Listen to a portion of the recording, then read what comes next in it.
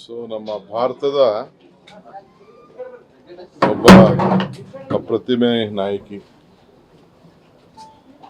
ಗಾನ ಕೋಗಿಲೆ ಅಂತೇಳಿ ಹೆಸರು ಪಡೆದಂತ ಜಾನಕಿ ನಮ್ಮ ಜೊತೆ ಇಲ್ಲ.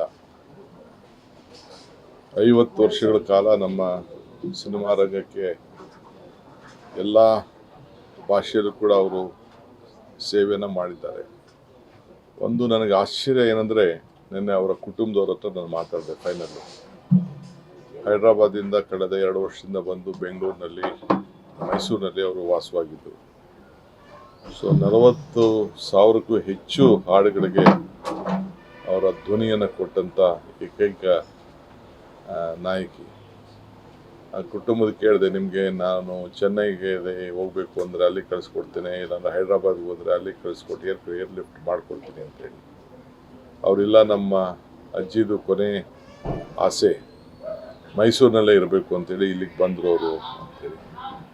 ಸೊ ನಾನು ಸರ್ಕಾರದ ಗೌರವ ಜೊತೆಲಿ ಇವತ್ತು ಸುಮಾರು ಮಧ್ಯಾಹ್ನದವರೆಗೂ ಕೂಡ ನಮ್ಮ ಅಂತಿಮ ದರ್ಶನಕ್ಕೆ ಅಲ್ಲಿ ಮೈಸೂರಿನಲ್ಲಿ ಅವಕಾಶವನ್ನು ಮಾಡಿಕೊಡ್ತಾ ಇದ್ದೀವಿ. ಅದಾದಮೇಲೆ ಸರ್ಕಾರದ ಗೌರವದೊಂದಿಗೆ ಅವರಿಗೆ ಗೌರವನ ಸಲ್ಲಿಸುವಂಥ ಕೆಲಸ ನಮ್ಮ ಡಿಸ್ಟ್ರಿಕ್ಟ್ ಮಿನಿಸ್ಟ್ರು ಇವತ್ತು ಗುಲ್ಬರ್ಗಾಗೆ ಹೋಗಿದ್ರು, ಯತೀಂದ್ರ ಅವರು. ಅವ್ರು ನಾನು ರಿಕ್ವೆಸ್ಟ್ ಮಾಡಿದೆ, ನೀವು ಕ್ಯಾನ್ಸಲ್ ಮಾಡಿ ಗೌರವನ ಸಲ್ಲಿಸುವಂಥ ಕೆಲಸ ಮಾಡಬೇಕು ಅಂತೇಳಿ. ಅವರು ಅಲ್ಲಿ ಭಾಗವಹಿಸ್ತಾ ಇದ್ದಾರೆ. ಸೊ ಇವತ್ತು 4 ಬಾರಿ ಅವರು ರಾಷ್ಟ್ರ ಪ್ರಶಸ್ತಿಯನ್ನು ಪಡೆದದ್ದನ್ನು ಇತಿಹಾಸ ಪುಟಕ್ಕೆ ಸೇರಿದೆ. ಸೊ 33 ಬಾರಿ ವಿವಿಧ ಪ್ರಶಸ್ತಿಗಳನ್ನು ಅನೇಕ ರಾಜ್ಯಗಳು ಇವತ್ತುವರೆಗೆ ನೀಡಿದೆ.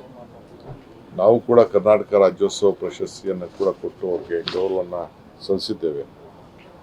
ಸೊ ಇಂಥ ಒಬ್ಬ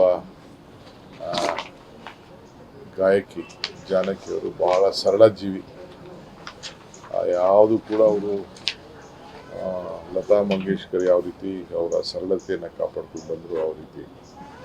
ಸೊ ನಮ್ಮ ಭಾಷೆ ಮೇಲೆ, ನಮ್ಮ ನೆಲದ ಮೇಲೆ, ಮೈಸೂರು ಮೇಲೆ ಅವರು ಕೊನೆಯ ಉಸಿರಿನಲ್ಲಿ ಇಟ್ಟಂಥ ಪ್ರೀತಿ ಇದೆಯಲ್ಲ, ನಮಗೆಲ್ಲರೂ ಕೂಡ ಅತಿ ಹೆಚ್ಚು ಗೌರವನ ತಂದಿದೆ. ಸೊ ಅವರು ಮೊದಲನೇ ಹಾಡು ಮತ್ತು ಕೊನೆ ಹಾಡು ಹಾಡಿದ್ದು ಮೈಸೂರಿನಲ್ಲೇ. ಅದು ಕೂಡ ಭಾಳ ವಿಶೇಷವಾದಂಥ ವಿಚಾರ. ಸೊ ಅದರಿಂದ ಅವರ ಪ್ರೀತಿಗೆ ಗೌರವ ಕೊಟ್ಟು ನಾನು ನಮ್ಮ ಜಿಲ್ಲಾಡಳಿತಕ್ಕೆ ಏನು ಮಾರ್ಗದರ್ಶನ ಕೊಡಬೇಕು, ಅವ್ರಿಗೆ ಯಾವ ರೀತಿ ಅಂತಿಮ ಗೌರವನ ಸಲ್ಲಿಸಬೇಕು, ಅವ್ರ ಕೆಲಸವನ್ನು ಮಾಡ್ತೇವೆ.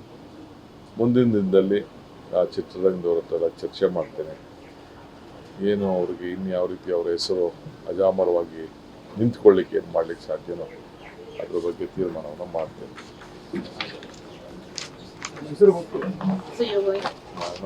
Mysuru I have some other work. ನಮ್ಮ ಡಿಸ್ಟ್ರಿಕ್ಟ್ ಮಿನಿಸ್ಟ್ರು ಹೋಗ್ತಾರೆ, ಬೇರೆಯವರೆಲ್ಲ ಹೋಗ್ತಾರೆ. Thank you.